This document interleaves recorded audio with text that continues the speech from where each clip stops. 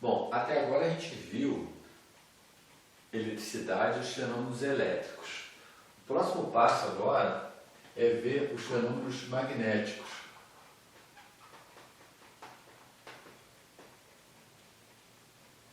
Estão envolvidos com ímã.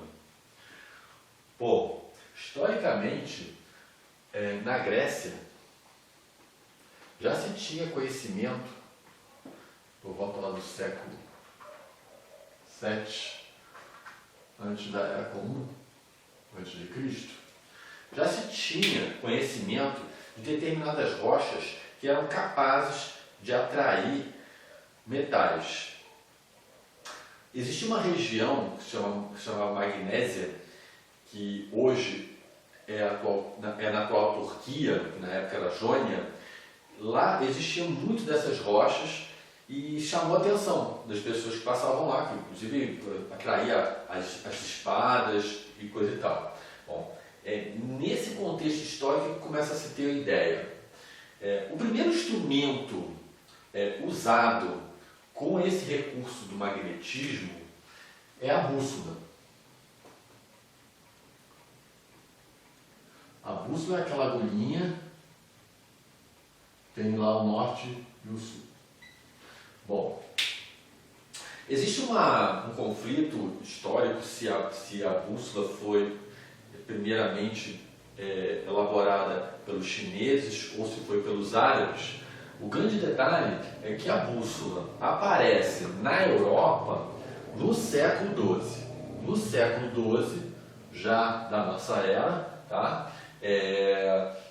A bússola está presente na Europa. Bom, eu vou resgatar algumas ideias que são parecidas, mas não são a mesma coisa, que a eletricidade. Da mesma forma que na eletricidade existiam cargas elétricas positivas e negativas, no magnetismo existe o que a gente chama de polos, que tem o polo norte e o polo sul. Então, todo ímã, todo material com magnetismo tem polo norte e polo sul. Ok? Bom, da mesma forma que na eletricidade, polo sul com o polo sul, eles se repelem.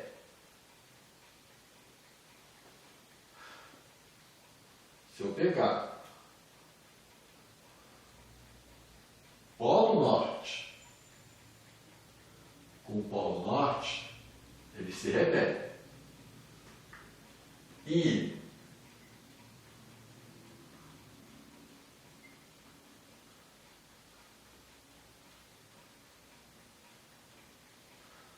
polo sul com polo norte se atraem.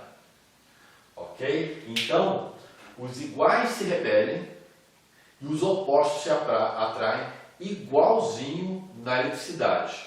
Ok? Mas tem uma coisa interessante nesse magnetismo. Na eletricidade, a gente consegue separar cargas positivas de cargas negativas. No magnetismo, a gente não consegue separar polos norte de sul. Se eu tiver um ímã, necessariamente ele tem dois polos. Vamos supor que eu queira dar uma achada aqui assim. Quebra ele em dois pedaços. Bom, se era norte aqui, vai ficar norte aqui e sul aqui. É isso aqui que eu tenho. Pô, mas aí é óbvio, né? Quero saber se eu consigo separar. Para separar eu tenho que fazer a quebra diferente. Vamos lá. Se a gente tem isso aqui, norte e sul. Se eu quebrar aqui,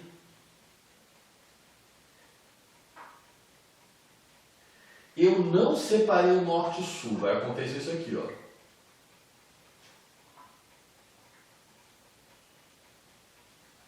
Continuarei tendo dois polos. Quebra, quebra, quebra, quebra, continuarei tendo dois polos. É esse um princípio, e aí a gente só vai sacar o porquê que isso acontece, entendendo como é que é esse fenômeno. Ok? Da mesma forma que na eletricidade a gente tinha formas de se eletrizar um material, no magnetismo também tem formas de se magnetizar o material. Uma das formas é que a gente chama de por contato, que eu vou botar junto com a indução. Contato é colocar dois objetos próximos, juntos, colados. Indução é só aproximar, não precisa colocar junto. Tá? Então esse daqui é contato. Esse daqui é só próximo, aproximar. O que acontece?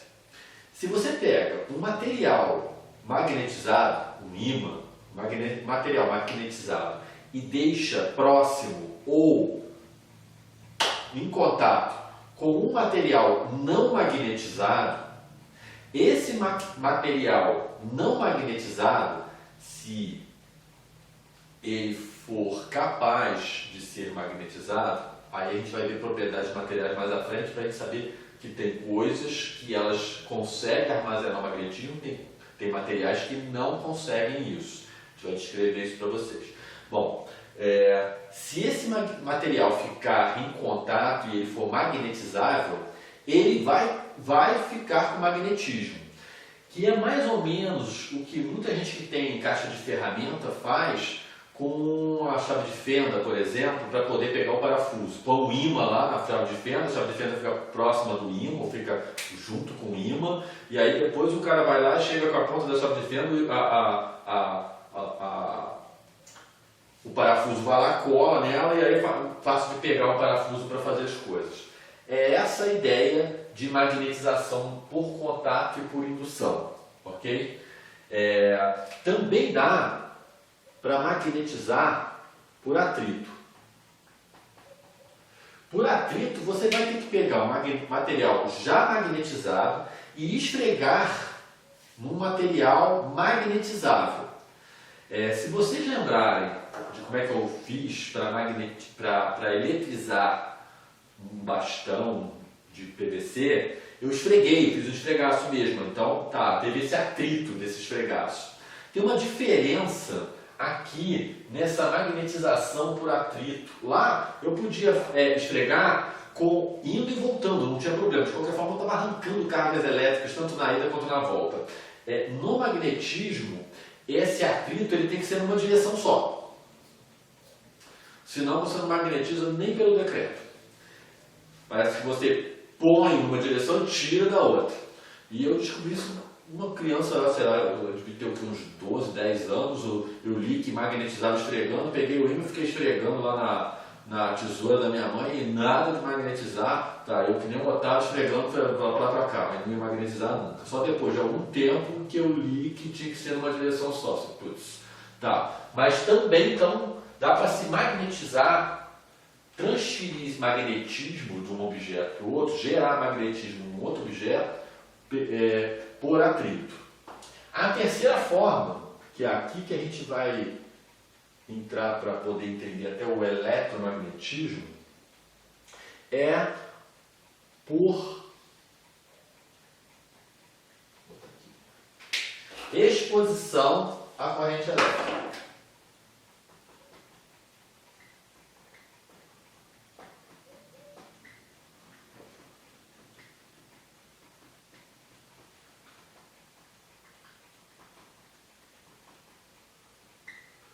Quando você coloca o material magnetizável, sem estar magnetizável, metal, ferro, em contato ou próximo, em exposição a uma corrente elétrica, se ela for razoavelmente elevada, se ela for baixa, esse troço não é muito grande, gera também. Ele se magnetiza, o metal magnetiza. Se for muito alto, ele magnetiza e fica magnetizado. Ok? Esse é o processo de fabricação dos ímãs que a gente tem, ok? Os ímãs que a gente tem não são ímãs naturais, lá, tipo encontrados lá na região da magnésia, que se chama magnetita, não é a pedra original. Aqui em Minas tem muita magnetita, minério de ferro magnetizado naturalmente, tá?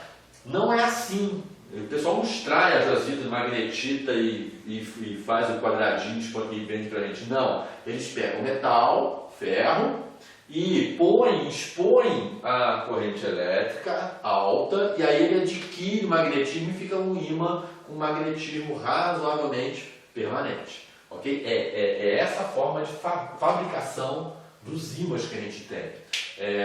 Acho que tem grandes indústrias aqui no Brasil, em São Paulo e em Minas Gerais, que fabricam ímãs e é necessário o uso disso aqui. Tá? Ninguém vai comprar magnetita e ficar fazendo ímã, não. Até porque as magnetitas não são tão poderosas, não são tão fortes quanto os ímãs fabricados. Vamos tentar entender como é que funciona a explicação do fenômeno do magnetismo. Essa explicação ela foi feita observacional, claro, foi feita a nível microscópico, com experimentos delicados envolvendo elétron e coisas do gênero, mas a gente vai adaptar para a gente entender. O que chegou-se à conclusão? Sempre que existe cargas, alguma carga elétricas em movimento,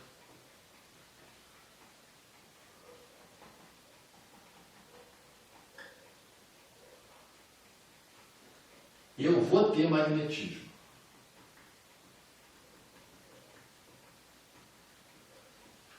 Tá? Então, tem cargas elétricas se movendo, vai ter magnetismo ali. Ele pode estar se manifestando macroscopicamente, a gente pode conseguir ver isso, como pode não, mas tem cargas elétricas se movimentando, tem magnetismo.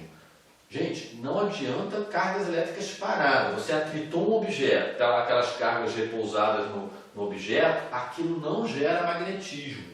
Elas têm que estar andando, como se tivesse um fio elétrico, tá? Então, tem que ter esse movimento para ter o magnetismo. Microscopicamente, como é que se dá isso? Vamos pensar a nível do átomo. Tem um núcleo com os prótons e nêutrons que eles estão meio só no lugarzinho deles. Mas na eletrosfera, a gente sabe que tem uma cambada, são os elétrons, que eles estão se movimentando, eles têm movimento. E eles têm um movimento mais ou menos ordenado. Se a gente pensar que os elétrons eles estão fazendo esse movimento para cá, assim, na sua maioria, esse movimento ordenado aqui, a gente já pode dizer que esse átomo está gerando um magnetismo. Por isso que existe um número quântico magnético, ok? Que tem a ver com isso aqui mesmo, ok? Com esse movimento dos elétrons na eletrosfera. Bom, agora, cargas elétricas a gente sabe mais, menos. Agora, magnetismo tem polo norte e polo sul. Como é que a gente define o polo norte e o polo sul, ou descobre o polo norte e o polo sul, sabendo que o elétron está se movendo assim? Ok? É essa a pergunta. Para onde é o polo norte, para onde é o polo sul, se os elétrons estão andando assim? Ok? Para a gente sacar isso, a gente tem que usar o que a gente chama de regra da mão direita. Gente, olha só, cuidado, regra da mão direita. Já vi gente boa, na hora do nervoso para uma prova, usar a regra da mão esquerda porque estava com a mão direita ocupada escrevendo. E aí errou porque fez tudo ao contrário. O que essa faz, você que faz ao contrário. Então é regra da mão direita. Seja canhoto, seja direito, tanto faz. É a regra da mão direita. É essa a convenção. A regra da mão direita tem a ver com a gente parafusar, destrancar uma porta, parafusar um parafuso. Se você está com uma chave de fenda, tem um parafuso, uma superfície aqui. Se você rodar a chave de fenda, ó, é a mão direita. Se eu só consigo fechar a mão assim, eu não consigo fechar para cá. Tem que ter hiperextensão aqui. Não tem. Então tá, a gente roda para cá. Bom, beleza. Se eu rodo assim a minha chave de fenda, o meu polegar tem que ficar apontado para baixo. Então, se eu rodar assim a chave de fenda, o parafuso entra. Bom, agora se eu rodar assim, meu polegar fica para cima. Eu tiro o parafuso. É convenção. Foi acordado mundialmente que rodou para cá, rodou para lá. Beleza? Tá. O Japão, eu acho que ele usou um pouquinho diferente um tempo, depois ele se acertou. Se acertou ou não? Foi para a convenção, só ia dar encrenca. Já pensou uma parafusadeira elétrica, o cara ia ter que ficar ligando ao contrário, porque, não, esse troço veio do Japão, então tem que ligar ao contrário. Então, convenções são bom para ter esse negócio mais globalizado. Beleza. Bom, como é que funciona isso aqui? Eu vou pegar a minha mão direita e vou acompanhar o elétron. Para eu acompanhar o giro do elétron, não dá para fazer assim. Então tem que fazer, rodar ao contrário, que assim eu acompanho. Bom, agora meu polegar está apontando para dentro. A princípio, o polegar aponta para o norte.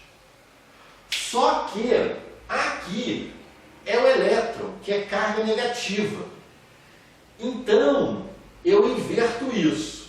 Então eu faço assim, o norte seria para lá, mas é elétron. Então para lá não é o norte, para lá é o sul.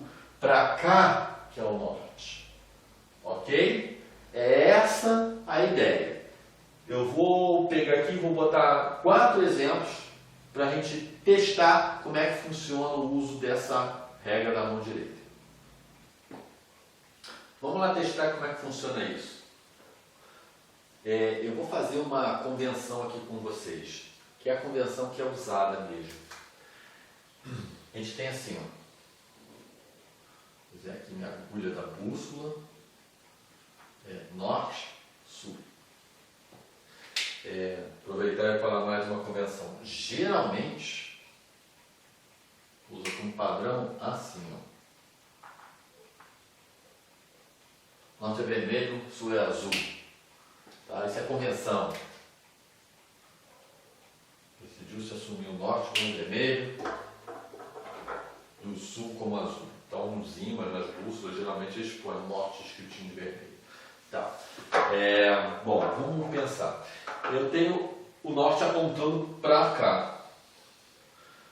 Como é que eu desenho no quadro o norte apontando para cá ou o norte apontando para lá? Fica meio complicado. Convencionou-se fazer o seguinte.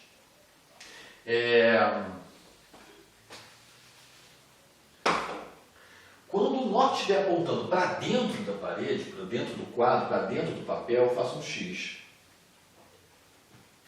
Quando o norte estiver apontando para fora, eu faço assim com uma bolinha. Ok? Então isso é apontando para fora e isso é apontando para dentro. O que está pensando? O que as pessoas estavam imaginando, só para vocês não ficarem perguntando por quê, está pensando numa flecha onde eu tenho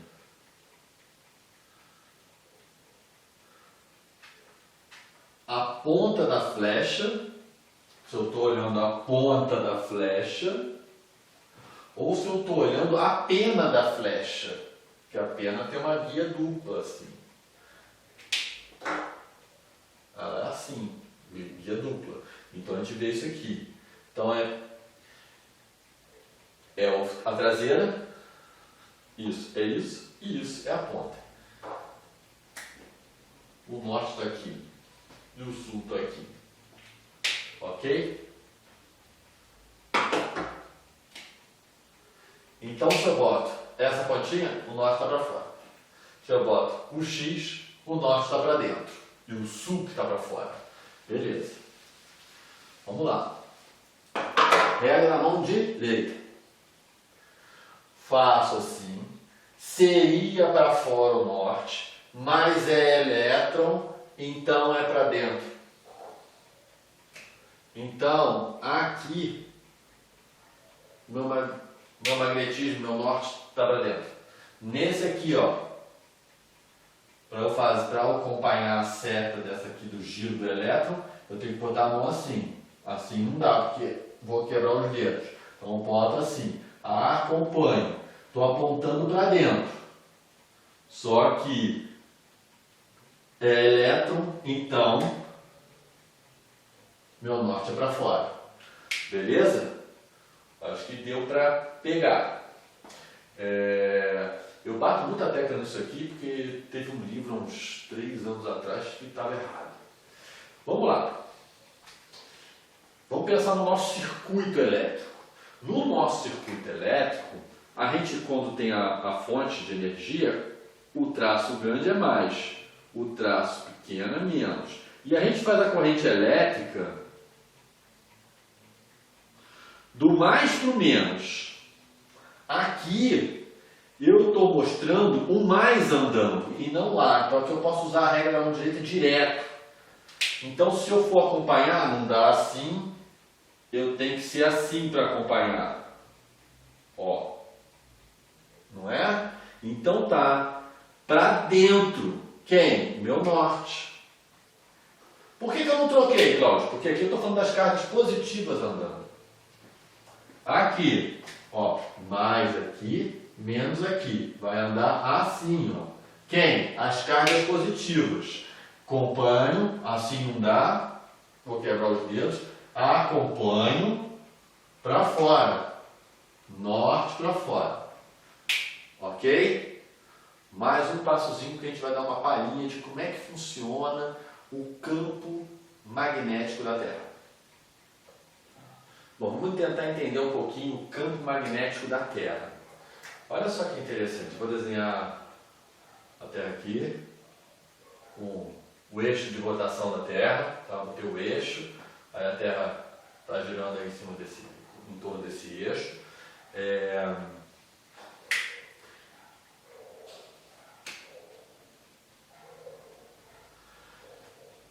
Bom, a primeira coisa que é interessante é que a gente convencionou de chamar um lado de norte e um lado de sul. Por que convencionou-se isso? Convencionou-se isso por conta da bússola ficar apontando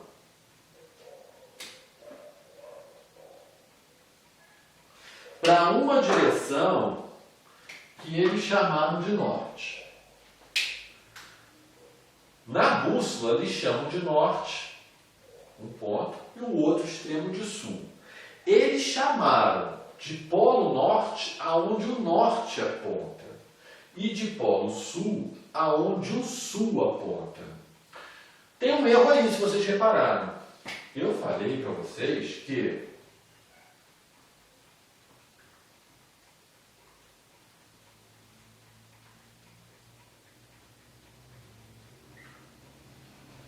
sul repele sul,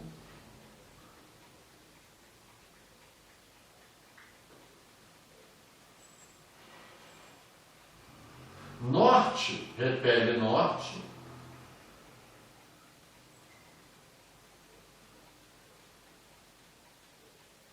e sul atrai norte.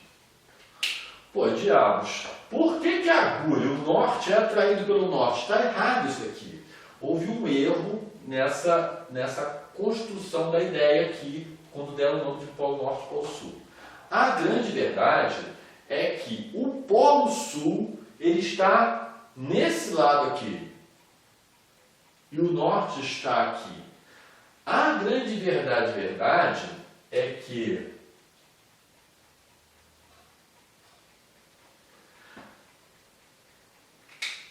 o polo sul e o polo norte, além disso, tem uma diferença entre o eixo de rotação da Terra, que a gente chama de norte e sul, e esses pontos de norte e sul magnéticos têm uma diferença de 11,5 graus de ângulo mesmo, ok? Então, a bússola vai chegar aqui, quando você segue aqui, ela vai apontar para cá, ela não vai apontar mais para cá, tá? Ela está apontando assim, ó, minha bússola. Chegou aqui, quando eu seguir para cá, ela, opa, é lá, pô. Então, o sul, o polo sul, ele é um pouquinho afastado desse polo norte aqui. Como tem essa diferença, a gente chama com dois nomes diferentes. Esses dois que a gente está acostumado a ver e falar o tempo todo, que tem a ver, que encaixa com o eixo de rotação da Terra, são os polos geográficos.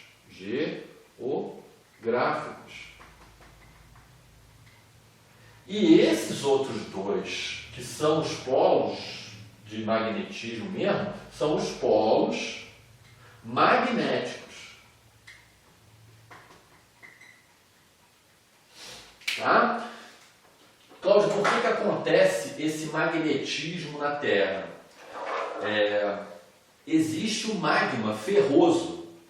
E o minério de ferro tem muitos elétrons livres, por isso que metal conduz eletricidade, porque tem elétrons livres, camada de valência livres. Como tem esses elétrons livres e a Terra está girando, os elétrons estão girando. Então tem cargas elétricas em movimento. Então tem o magnetismo natural da Terra por conta desse magma ferroso em movimento. Ok? Gente, olha só, como esse magma é como se fosse um mingau, um troço, nem um mingau, porque o mingau é homogêneo, como se fosse nata no leite, é um troço meio, não é todo homogêneo, esse magnetismo ele oscila, ele não é um negócio fixo, é mais ou menos nesse negócio aqui, o polo norte e o polo sul, tá? Tem uma oscilação pequena, agora nesse meiuca aqui ela tem uma oscilação razoavelmente grande. Tanto que as pessoas, para se guiar com bússola, precisam de mapas da região e da época do ano, porque o magma está mais ou menos daquele jeito para o cara se guiar. Não é tão certinho porque é aquela monte de coisa mexendo lá dentro. Mas olha só, detalhe, tem polo norte e sul geográficos e polo norte embaixo e sul em cima magnéticos. E com uma diferença entre a posição deles, ok? Isso aqui é o do giro, esse daqui é o magnético mesmo.